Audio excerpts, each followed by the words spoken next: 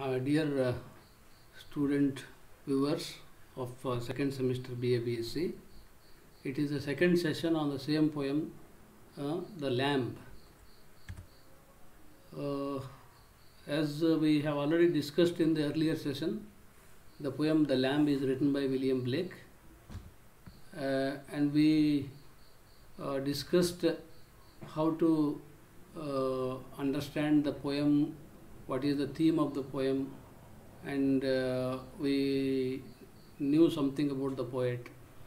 ಹಿಂದಿನ ಪೀರಿಯಡ್ನಲ್ಲಿ ನಾವು ಈ ಪೋಯಮ್ನ ಇಂಟ್ರೊಡಕ್ಷನನ್ನು ಡಿಸ್ಕಸ್ ಮಾಡಿದ್ವಿ. ಇಲ್ಲ ಪೋಯೆಟ್ನ ಬಗ್ಗೆ ಸ್ವಲ್ಪ ಮಾಹಿತಿ ಕಲೆಕ್ಟ್ ಮಾಡ್ಕೊಂಡ್ವಿ. ಇನ್ನು ಈ ಪೋಯಮ್ನ ಥೀಮಿನ ಬಗ್ಗೆ ಡಿಸ್ಕಸ್ ಮಾಡಿದ್ವಿ. ಪೋಯಮ್ಮಲ್ಲಿ ಯಾವ್ಯಾವ ಏನೇನು ಸಿಂಬಾಲಿಕ್ ಎಲಿಮೆಂಟ್ಸ್ ಅಂತ ಡಿಸ್ಕಸ್ ಮಾಡಿದ್ವಿ. So now let us move on to understand the poem with these objectives, to understand the second half of the poem. See, in the first half what happens, and in the second half what happens. By going through the text of the poem, we can understand the whole poem. See, in the second half, the child answers his own questions. Because in the first half, child questions the lamb. In the second half, child answers his own questions. So here it is aimed at making the students to interpret the poem in different interpretations. So different interpretation ಮಾಡೋಕ್ಕೆ ನಿಮಗೆ ಇಲ್ಲಿ help ಆಗೋ ಥರ ನಾವು discuss ಮಾಡೋಣ.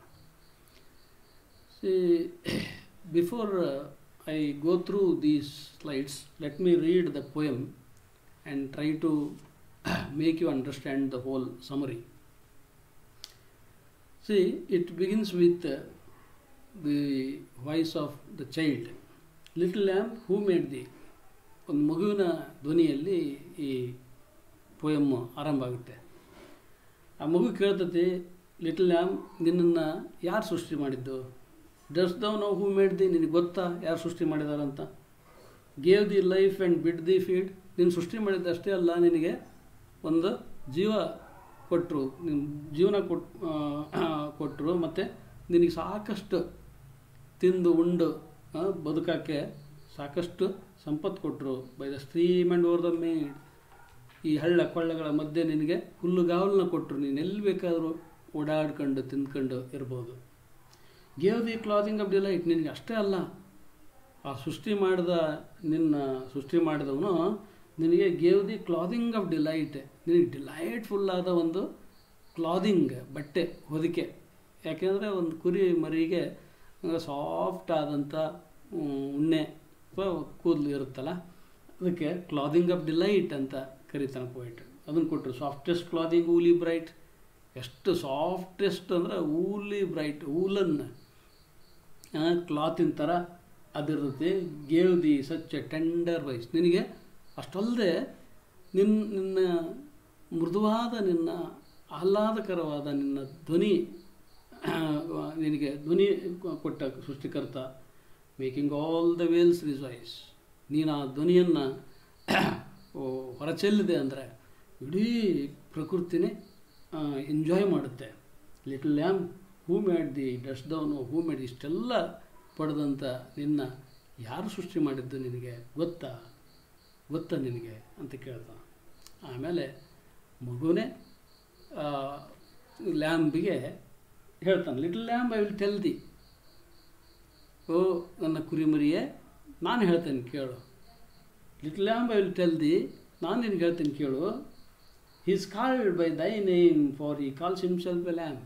ನಿನ್ನ ಯಾರು ಸೃಷ್ಟಿ ಮಾಡಿದಾರಲ್ಲ, ಸೃಷ್ಟಿಕರ್ತ ಯಾರು ಗೊತ್ತಾ? ಅವನು ನಿನ್ನ ಹೆಸರಿನಿಂದಲೇ ಕರೆಯಲ್ಪಡ್ತಾನೆ. For he calls himself a lamb. ಅವನು ಬೇರೆ ಯಾರೂ ಅಲ್ಲ, ನಿನ್ನ ಹೆಸರಿನಿಂದಲೇ ಕರೆಯಲ್ಪಡುವಂತಹ ಸೃಷ್ಟಿಕರ್ತ. Is meek and is mild. ಅವನೆಂತವನು ಅಂದರೆ ಭಾಳ ಮೃದು, ಭಾಳ ಮೆತ್ತೆ, ಭಾಳ ಸಾಫ್ಟ್ ಆದಂಥವನು. Meek and mild. He became a little child. ಅವನು ನಿಂತರ ಮತ್ತು ನಂತರ ಕೂಡ ಲಿಟಲ್ ಚೈಲ್ಡ್ ಹಾಕನವನು. He became a little child. a child and thou a lamb, we are called by his name. ನಾನು ಒಂದು ಮಗು, ನೀನು ಒಂದು ಲ್ಯಾಂಬ್, ನಮ್ಮಿಬ್ಬರ ಹೆಸರಿನಿಂದಲೇ ಅವನು ಕರೆಯಲ್ಪಡ್ತಾನೆ. ಯಾರು? ನನ್ನ ಮತ್ತು ನಿನ್ನ ಸೃಷ್ಟಿಸಿದ ಸೃಷ್ಟಿಕರ್ತ ನಮ್ಮಿಬ್ಬರ ಹೆಸರಿನಿಂದಲೇ ಅವನು ಕರೆಯಲ್ಪಡ್ತಾನೆ. I a child and thou a lamb, we are called by his name. Little lamb, God bless the. ಎಲ್ಲಿವರೆಗೂ ನೀನು ಹೀಗೆ ಇರ್ತಿ ಅಂದರೆ ಇಷ್ಟು ಇನ್ನೋಸೆಂಟು, ಇಷ್ಟು ಮೈಲ್ಡು, ಇಷ್ಟು ಸಾಫ್ಟು, ಇಷ್ಟು ಅನ್ಸೆಲ್ಫಿಶು ಆಗಿ ಎಲ್ಲಿವರೆಗೂ ಹೀಗೆ ಇರ್ತಿ ಅಲ್ಲಿವರೆಗೂ ಗಾಡ್ ಬ್ಲೆಸ್ ಯು. ಎಲ್ಲಿವರೆಗೂ ನಾನು ಆ್ಯಸ್ ಎ ಚೈಲ್ಡ್ ಆಗಿ ಇರ್ತೀನಿ, ನನ್ನನ್ನು god bless me. So little lamb, God bless the. So ಹಿಂಗೆ ಹೇಳೋದ್ರ ಮುಖಾಂತರ ನಮಗೆಲ್ಲ ಒಂದು ಮೆಸೇಜನ್ನು ಪಾಸ್ ಮಾಡ್ತಾನೆ ಕವಿ. ಏನಂದರೆ, as long as we remain innocent, as long as we remain innocent like a lamb, innocent like a child, that creator, that God really blesses us.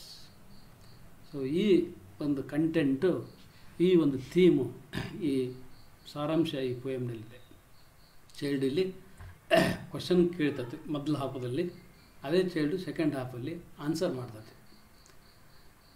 So ಅವನ ಪ್ರಕಾರ both the lamb and the child are the names of the creator. ಇವರಿಬ್ಬರು ಕ್ರಿಯೇಟರ್ನ ಹೆಸರುಗಳೇ ಇವರು. Creators hand behind these two creatures. ಇವರಿಬ್ಬರ ಸೃಷ್ಟಿಯ ಹಿಂದೆ ಆ ಸೃಷ್ಟಿಕರ್ತ ಇದ್ದಾನೆ. ಇನ್ನು ಈ ಚೈಲ್ಡ್ ಮತ್ತು ಲ್ಯಾಂಬ್ಗೆ ಇರೋ ಕ್ವಾಲಿಟೀಸ್ಗಳೇನೇನು ಅಂದರೆ, god standing with these qualities. ಈ ಎಲ್ಲ ಕ್ವಾಲಿಟೀಸ್ಗಳು ಇವ್ರ ಹತ್ರ ಅದಾವಲ್ಲ, ಮೈಲ್ಡ್ನೆಸ್ಸು, ಸಾಫ್ಟ್ನೆಸ್ಸು, ಟೆಂಡರ್ನೆಸ್ಸು ಮತ್ತು ಇನ್ನೋಸೆನ್ಸು, ಇವೆಲ್ಲ ಅದಾವಲ್ಲ, ಇವೆಲ್ಲ ಎಲ್ಲಿವರೆಗೂ ಇರ್ತಾವೋ ಅಲ್ಲಿವರೆಗೂ ದೇವರು ಅವ್ರ ಜೊತೆ ಇರ್ತಾನಂತೆ. ಸೊ ಆ ಕ್ವಾಲಿಟೀಸ್ಗಳೇ ಈ ಮೀಕ್ನೆಸ್, ಮೈಲ್ಡ್ನೆಸ್, ಸಾಫ್ಟ್ನೆಸ್, ಟೆಂಡರ್ನೆಸ್, ಇವೆಲ್ಲ. ಸೊ ಇವನು ಯಾವತ್ತೂ ಚೈಲ್ಡನ್ನಾಗಲಿ ಲ್ಯಾಂಬನ್ನಾಗಲಿ ನೋವು ಪಡಿಸಲ್ಲ. ಯಾಕೆ ಅಂದರೆ ಅವನು ಇವ್ರನ್ನ ತುಂಬ ಇಷ್ಟಪಡ್ತಾನೆ. ಯಾಕೆಂದರೆ ಇವ್ರ ಗುಣಗಳಿಗಾಗಿ. ಹಾಗಾಗಿ ಇವ್ರ ಹೆಸರಿನಿಂದಲೇ ಅವನು ಕರೆಯಲ್ಪಡ್ತಾನಂತೆ. ಈ ಇಲ್ಲಿ ಬರೋ ಸ್ಪೀಕರ್ಗೆ ಏನು ಬಿಲೀಫ್ ಐತಪ್ಪ ಅಂದ್ರೆ, ಈ ಕ್ವಾಲಿಟಿ ಆಫ್ ಇನ್ನಸೆನ್ಸ್ ಅನ್ನೋದು ಚೈಲ್ಡಲ್ಲಿ ಐತಲ್ಲ ಮತ್ತು ಆ ಲ್ಯಾಂಬಲ್ಲಿ ಐತಲ್ಲ, ಇದು ದೇವರಿಗೆ ಇಷ್ಟವಾಗುವ ಗುಣ. ಇದು ಯಾವತ್ತೂ ನಮ್ಮ ಜೊತೆ ಇರಬೇಕು. ಅಂದರೆ ಎಲ್ಲಿವರೆಗೂ ಈ ಗುಣ ಇರ್ತದೋ ಅಲ್ಲಿವರೆಗೂ ಅವನು ನಮ್ಮನ್ನು ಕಾಪಾಡ್ತಾನೆ, ನಮ್ಮ ಮೇಲೆ ಕೃಪೆ ತೋರಿಸ್ತಾನೆ. ಇನ್ನು ಈ ಪೋಯಮ್ಗೆ ಏನು ನಾವು ಕಂಟ್ರೋಲ್ ಮಾಡ್ಬೋದು ಅಂದ್ರೆ, ಈ ಪೊಯೆಟ್ ಇಡೀ ಪೋಯಮ್ಮಲ್ಲಿ ಪ್ರಕೃತಿನ ಒಂದು ಮುಖ್ಯ ಸೀನರಿ ಆಗಿ ತರ್ತಾನೆ. ಹಾಗಾಗಿ ಈ ಪೊಯೆಟ್ಟು ಒಬ್ಬ ಹೀದನ್ನಾಗಿ ಕಾಣಿಸ್ಕೊಳ್ತಾನೆ. ಹಿ ವರ್ಷಿಪ್ಸ್ ದ ನೇಚರ್. ಅವನು ಒಬ್ಬ ಪ್ರಕೃತಿ ಆರಾಧಕನಾಗಿ ಕಾಣ್ತಾನೆ. The god in the qualities like, ಈ ದೇವರು ಕ್ವಾಲಿಟೀಸ್ ಲೈಕ್ ಇನ್ನಸೆನ್ಸು, ಮೈಲ್ಡ್ನೆಸ್ಸು, ಟೆಂಡರ್ನೆಸ್ಸು, ಸೆಲ್ಫಿಶ್ನೆಸ್ಸು ಇದನ್ನೆಲ್ಲ ಇಷ್ಟಪಡ್ತಾನೆ. ಮತ್ತು ನೇಚರು, ಗಾಡು, ಲ್ಯಾಂಬು, ಚೈಲ್ಡು ಇವೆಲ್ಲ ದೇವರೊಂದಿಗೆ ಇದಾವೆ. ದೇವ್ರನ್ನ ಬಿಟ್ಟು ಇವು ಯಾವೂ ಕೂಡ ಇಲ್ಲ. ಹಾಗಾಗಿ ಇವುಗಳಲ್ಲಿ ದೇವರು ಇದ್ದಾನೆ. ಇವೆಲ್ಲವೂ ದೇವ್ರ ಜೊತೆಗೆ ಇದ್ದಾರೆ. ಸೊ ಈ ಪೋಯಮಿನ ಮುಖಾಂತರ students will know the symbolic elements in the poem. Blake's concept of God, even the students can understand the Blake's concept of God. ಇದಕ್ಕೆ ಒಂದಿಷ್ಟು MCQs ಮಾಡಿದ್ದೀನಿ. The following are the gifts granted to the lamb by the creator. ಯಾವ್ಯಾವು ಲ್ಯಾಂಬ್ಗೆ ಗಿಫ್ಟಾಗಿ ಕೊಟ್ಟಂತಹ ಅವು ಯಾವ್ಯಾವು ದೇವರು ಕೊಟ್ಟವು?